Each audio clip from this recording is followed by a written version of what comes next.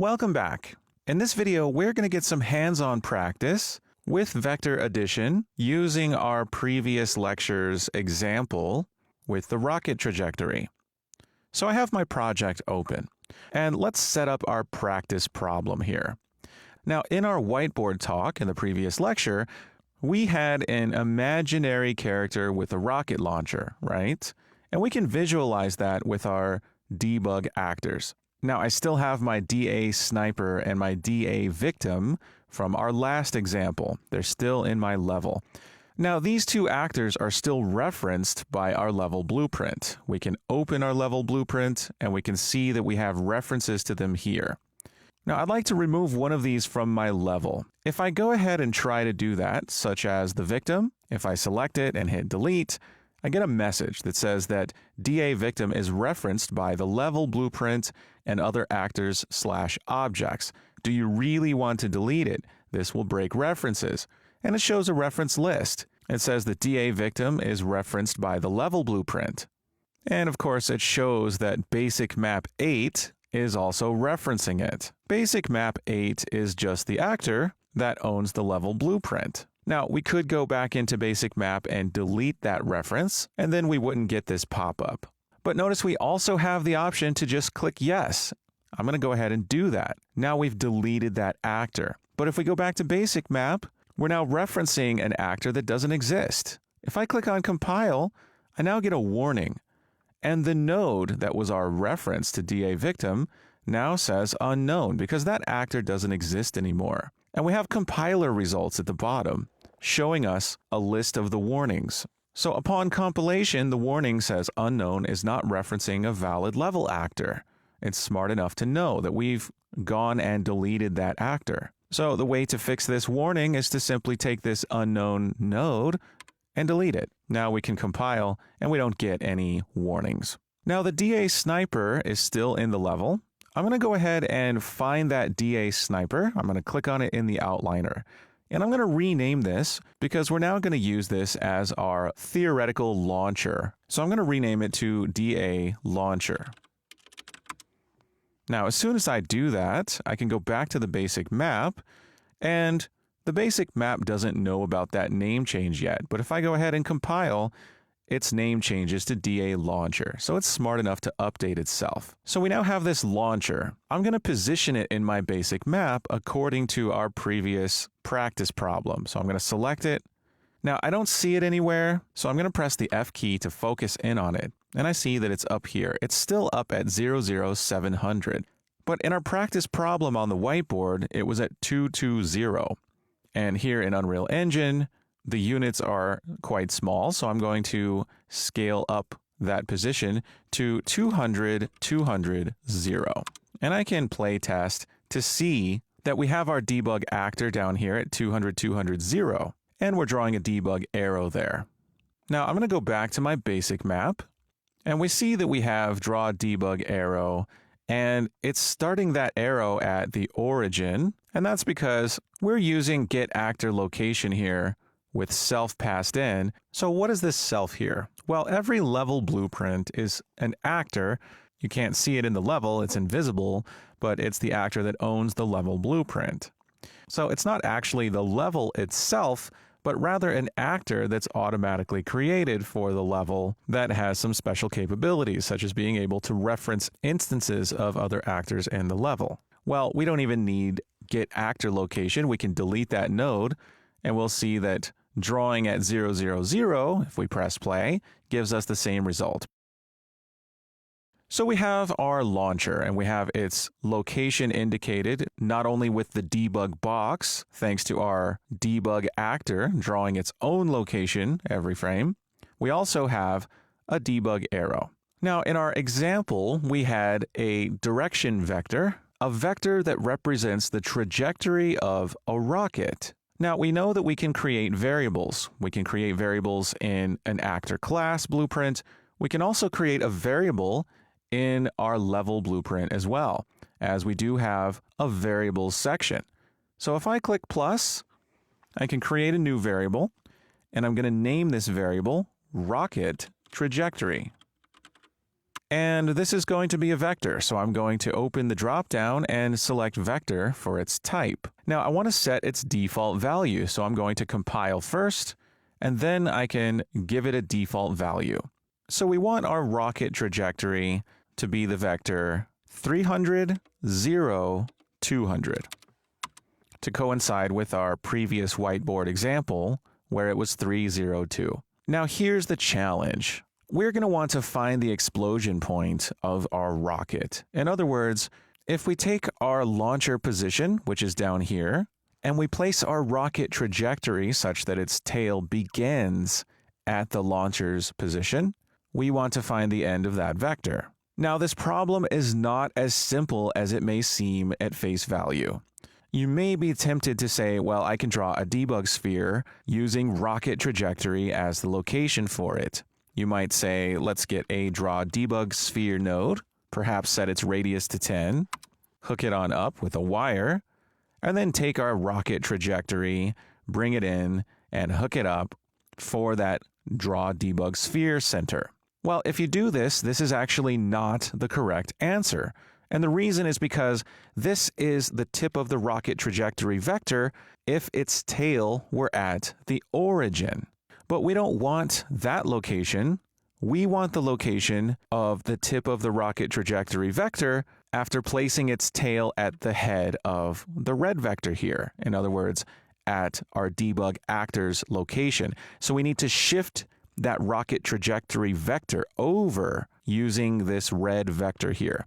That's going to require some vector addition. So that's what we're going to want to do for this challenge. And before I set you off on the challenge, I'm going to show you a handy way to keep our blueprints tidy. You see, everything that we want to do in Event Tick has to be connected by a wire, right? And as the number of things that we do increases, we're going to have this long string of nodes all connected, and it's going to become this big, long line of nodes, and that's going to get a little bit unwieldy. So there's a really handy node that we can use to organize things a little bit better, and that's the sequence node. Now, we can right-click and search for sequence, and we can get a sequence node this way, and if we hook up Event Tick to the input pin for sequence, we now have two outputs, then 0 and then 1. And if we hook up our draw debug coordinate system to then 0, then that's what's going to execute, is draw debug coordinate system followed by everything else that's connected to it. But what we can do is we can break this pin going to our debug arrow, and we can bring that debug arrow down. And then we can hook up then 1 to draw debug arrow. And now these two nodes will be executed in sequence. First draw debug coordinate system, then draw debug arrow. And of course, anything that's connected to these nodes will execute as well. Now, I'm going to go ahead and remove that draw debug sphere. As we saw, that was not the correct answer to this problem. So now our nodes are kind of stacked on top of each other like this. And the sequence node can have additional output pins added to it by clicking Add Pin. Now we have a then 2, and if we click Add Pin, we'll have a then 3, and you can always right-click on one of these and remove the execution pin to get rid of it.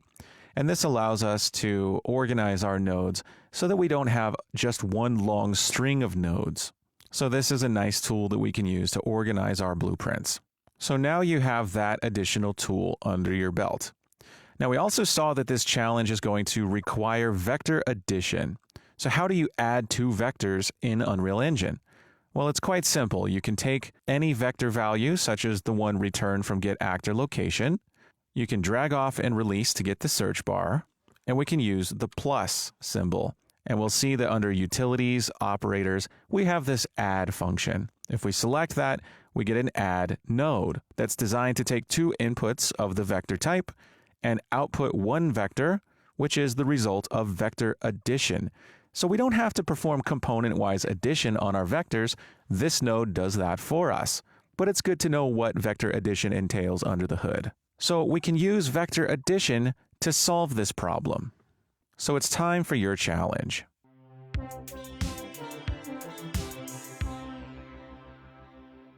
I'd like you to draw the explosion point. The explosion point is the result of vector addition. If we take our rocket trajectory and place its tail at our debug actor's location, our launcher, then the tip of that vector is the explosion point, right? So your job is to figure out how to calculate that explosion point. And then I'd like you to draw a debug arrow starting at the launcher debug actor and ending at the explosion point. Now, once you've done that, I'd like you to then draw a new debug arrow starting at the origin and ending at the explosion point. And that's going to fully represent this vector addition problem. We've drawn our arrows, we've calculated the answer, which is the explosion point, and we can see the geometrical significance of vector addition by placing that rocket trajectory such that its tail is at the head of the red vector, which represents our launcher debug actor's location. So pause the video, give this a try, and don't worry if you get stuck on this one. We're going to work through it together, and we'll get plenty of practice with these types of problems throughout the course. This is just to kind of get your mind working and get you used to figuring out problems on your own and seeing how far you can get. And if you're new to this sort of thing, it's normal to get stuck, to get frustrated. That's all part of the learning process. The important thing is that you just give it a try and see how far you can get. So pause the video and conquer this challenge now. Okay, so we know that we somehow need to perform vector addition, right? Let's think about how to go about this problem. I know that I have my launcher's location down here. I'm already drawing the arrow to it. And I have a rocket trajectory vector. If I add these two vectors together, then I know that the answer of that vector addition is the vector that starts at the tail of the red vector and ends at the tip of rocket trajectory, and that tip is the location of the explosion point. So I'm going to need to add two vectors together. I need to add the vector that is the location of my debug actor, and I need to add rocket trajectory to that. So let's do some vector addition. I'm going to take my launcher and get its actor location. I'm going to go ahead and just duplicate those nodes so I have it down here. And I'm going to add my rocket trajectory to it. So I can drag off, type in plus to get an add node, and I'm going to add my rocket trajectory. Now, we've been dragging variables in and using get to get a node for them, but a shorthand is to drag that rocket trajectory straight onto a node. And that's a shortcut for getting a get node. And now I have this quantity here, which is the vector addition. And I can draw a debug sphere at that location to see what that looks like. So I'm going to use draw debug sphere, and I'm going to draw this sphere. I'm going to make it red, so I'm going to select that color here and hard code red. I'm going to give it a radius of 10, and I'm going to hook in the result of vector addition of the launcher position plus the rocket trajectory vector. I'm going to hook that in for the center, and I want this to actually be executed. So I'm going to use my then2 on the sequence and hook that in right here. So let's see what that looks like. And I see my explosion point. That is the answer to the problem. That is where the rocket explodes. But let's represent these vectors with some debug arrows so we can better see what this vector addition problem looks like geometrically. I'm going to draw a debug arrow starting at the launcher and ending at the explosion point. So I want a debug arrow. I'm going to right click and use draw debug arrow, and I'm going to hook it straight up from draw debug sphere. Yes, I could create another pin on the sequence node, but I'm going to keep it right here just after draw debug sphere. And I want this arrow to start at my launcher's location. So I'm going to copy that here and hook that in as the start. And the end is going to be the result of vector addition. So I'm going to copy these nodes and paste them over here. I'm going to show you a way to organize this better in a second, but this is going to be the endpoint for my debug arrow. I'm going to give it a line color. This line color can be, let's make it blue. I'll give it a thickness of 2. and I'll give it an arrow size of 250. Let's play test and see what this arrow looks like, and there it is. So we now have the rocket trajectory drawn, but we've shifted it by adding the red vector to it. We've added our debug actor's location to it. So it starts at our debug actor's location and not at the origin. Now we've calculated the explosion point. Let's draw the arrow from the origin to the explosion point. And for this one, I am going to add a new pin so that we can have our next line of logic beneath this line of logic. So I'm going to draw a debug arrow. And I'm going to give it a new line color. Let's make it, say, green.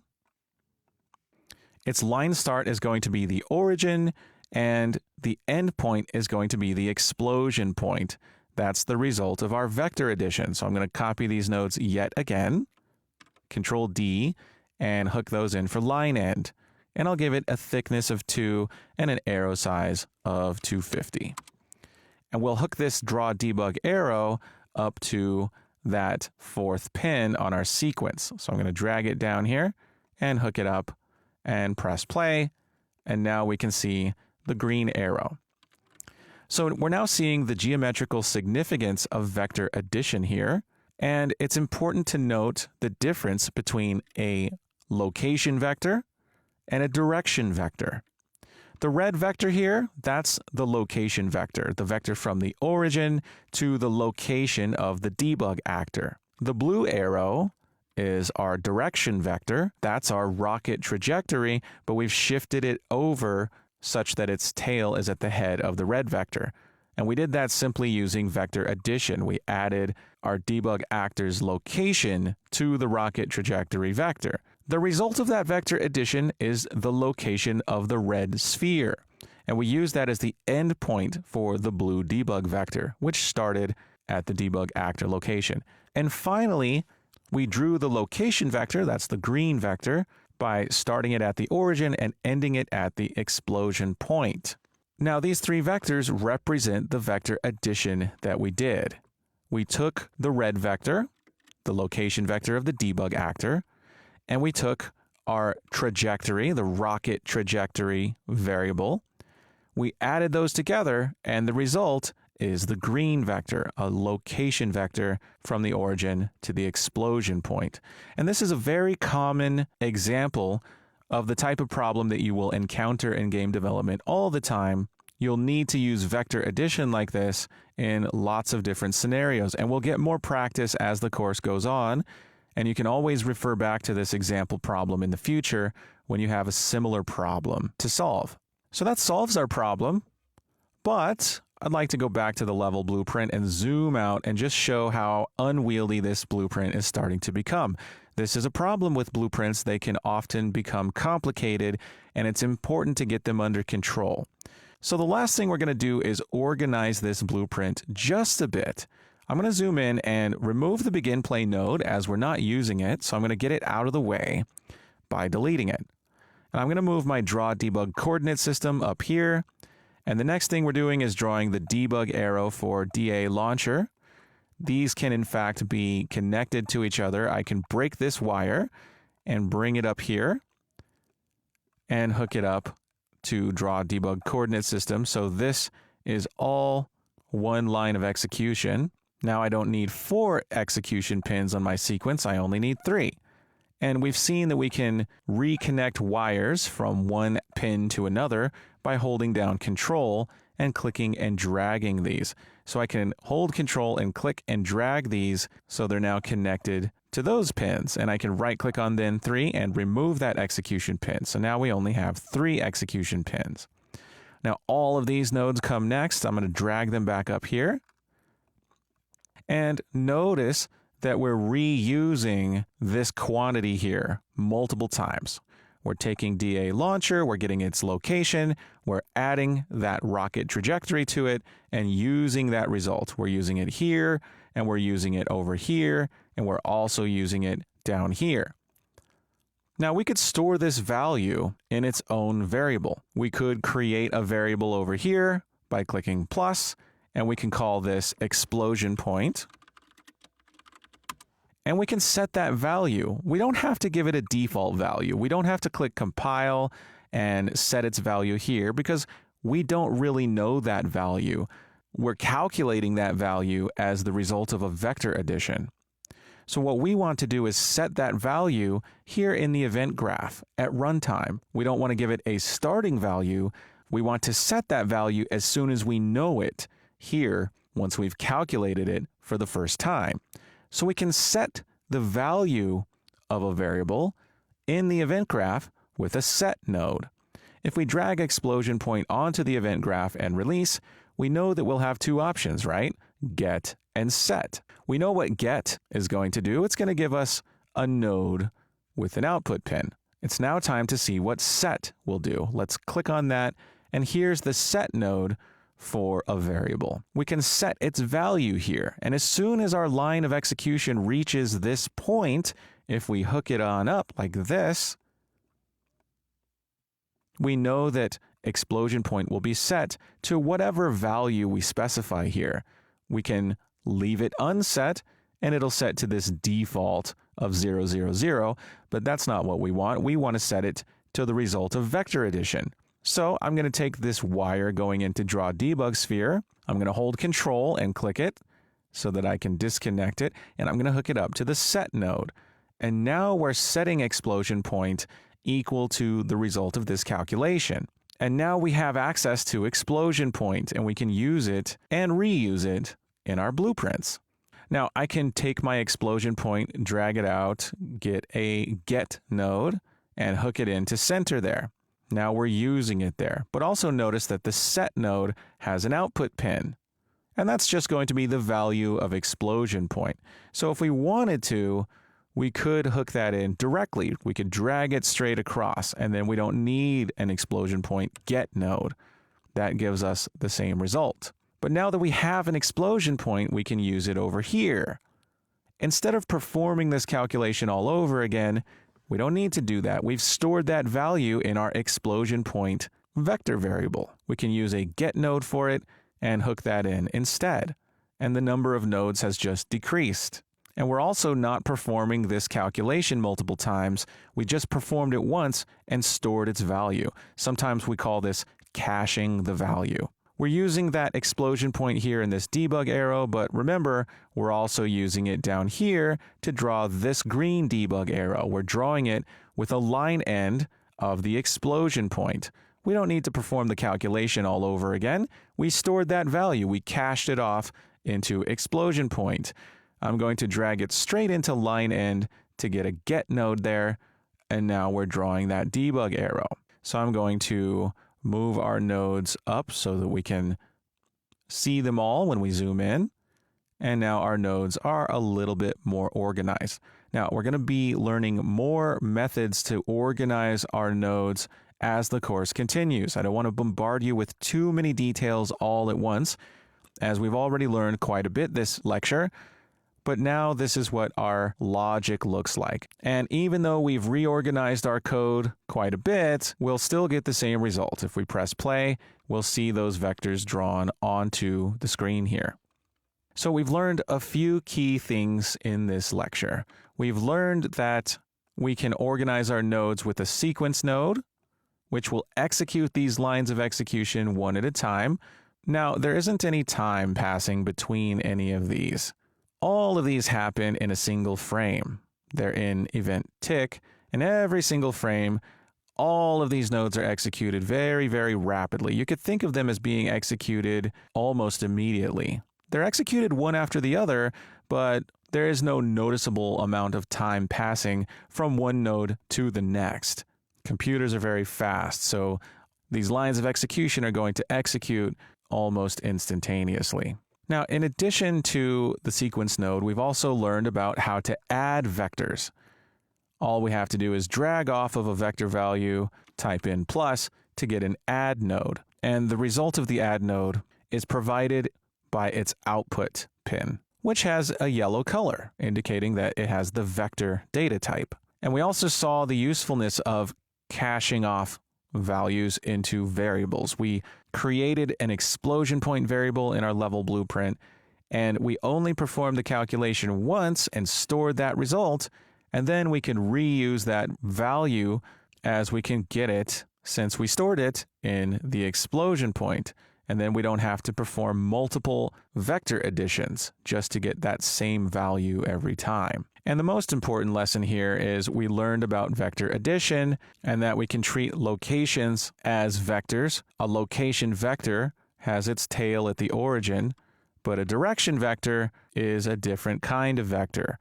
We can shift that vector so that its tail is anywhere in our level by adding that location to the vector. We added the location of our debug actor to the rocket trajectory in order to calculate the explosion point, which is the point starting at our debug actor's location and ending at the end of the rocket trajectory vector, having shifted that vector such that its tail is at the tip of the location vector for our debug actor. We're going to get some more practice with this type of problem in the videos to come. For now, great job. You got some excellent practice under your belt, and I'll see you in the next video.